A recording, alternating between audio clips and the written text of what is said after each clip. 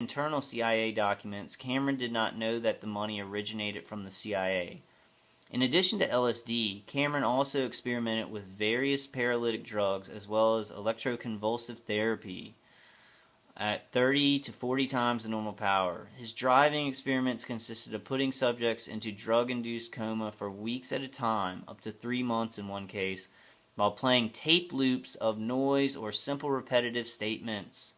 His experiments were typically carried out on patients who had entered the institute for minor problems such as anxiety disorders and postpartum depression, many of whom suffered permanently from his actions.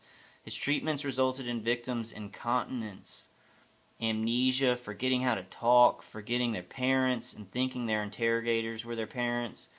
His work was inspired and paralleled by the British psychiatrist William Sargent at St. Thomas Hospital, London, and Belmont Hospital, Surrey, who was also involved in the intelligence services and who experimented extensively on his patients without their consent, causing similar long-term damage. In the 1980s, several of Cameron's former patients sued the CIA for damages, which was documented by the Canadian news program The Fifth Estate.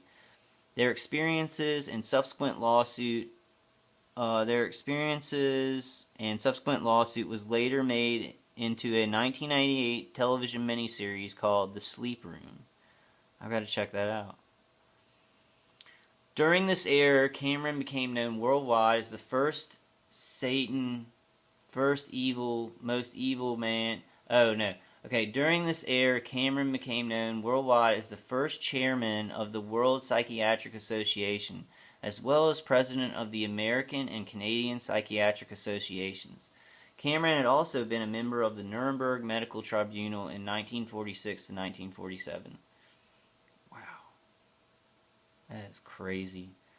Naomi Klein argues in her book The Shock Doctrine that Cameron's research and his contribution to the MKUltra project was actually not about mind control and brainwashing, but about designing a scientifically based system for extracting information from resistant sources, in other words, torture.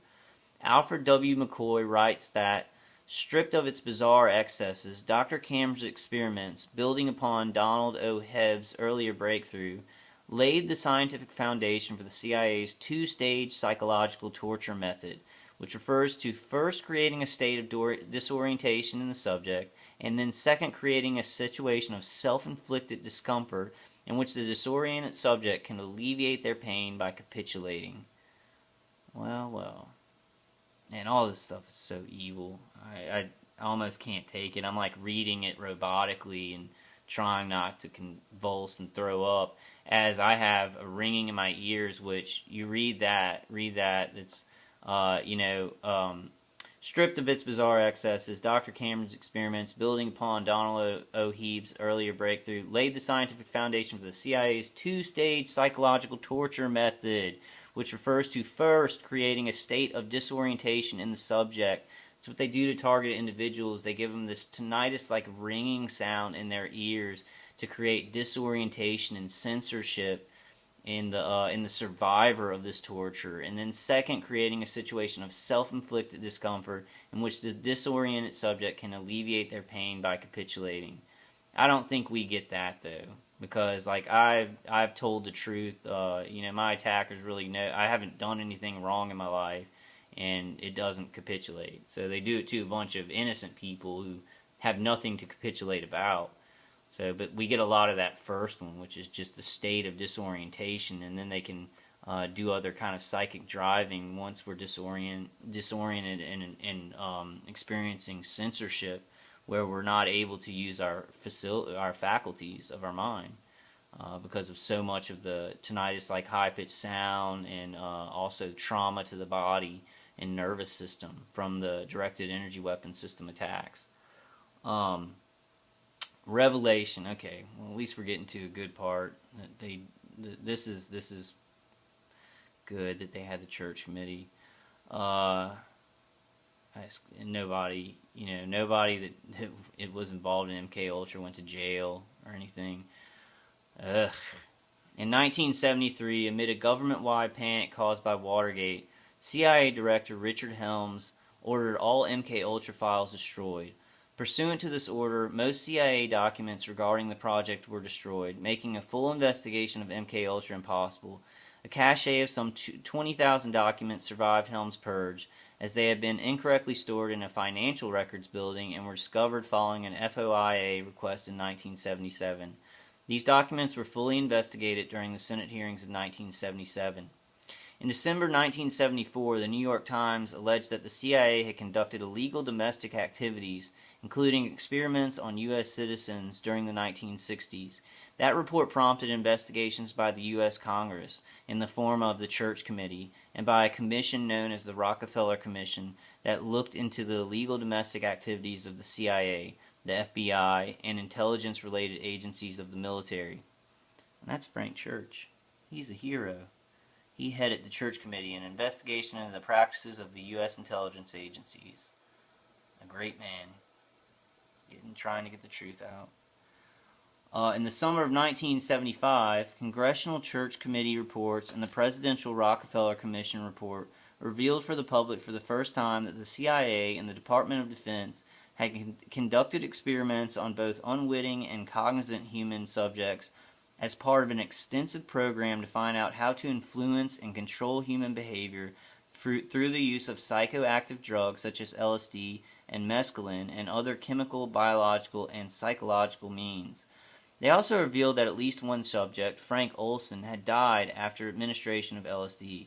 Much of what the Church Committee and the Rockefeller Commission learned about MKUltra was contained in a report prepared by the Inspector General's office in 1963 that had survived the destruction of the records ordered in 1973. However, it contained little detail. Sidney Gottlieb, who had retired from the CIA 2 years previously, was interviewed by the committee but claimed to have very little recollection of the activities of MKUltra. Yeah, sure. Yeah, sure, Sidney. You evil fuck. The Congressional Committee investigating the CIA research, chaired by Senator Frank Church, concluded that prior consent was obviously not obtained from any of the subjects. The committee noted that the experiments sponsored by these researchers call into question the decision by the agencies not to fix guidelines for experiments.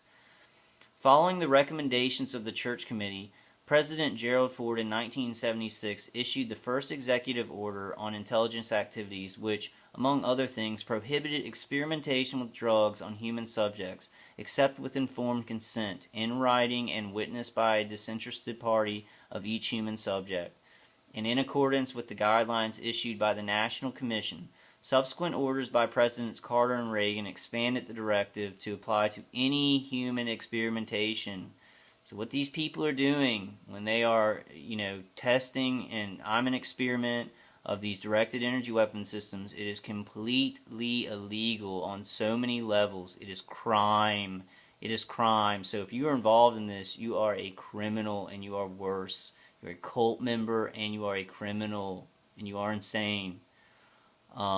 These things these experimentations with directed energy weapon systems and remote neural manipulation, V2K, and mutilation of human bodies is completely illegal and has been determined by presidents in subsequent renderings to be completely illegal. Expanded the directive to apply to any human experimentation. It has to be consent. There has to be consent given.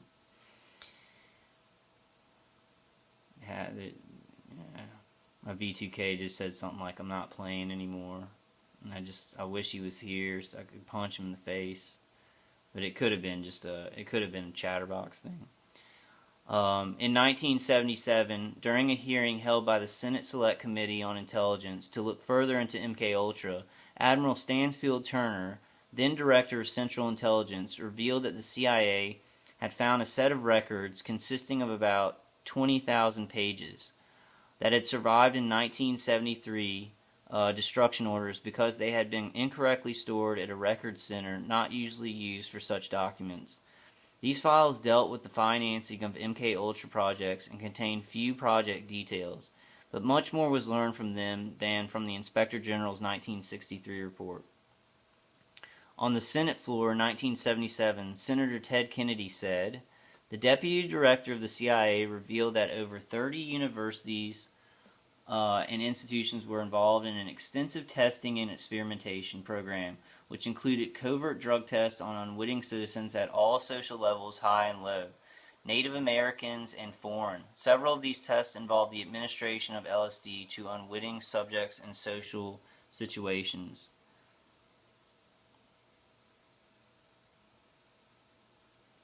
Okay, I'm going to kind of go down to the bottom. I do want to read this. There were a lot of deaths.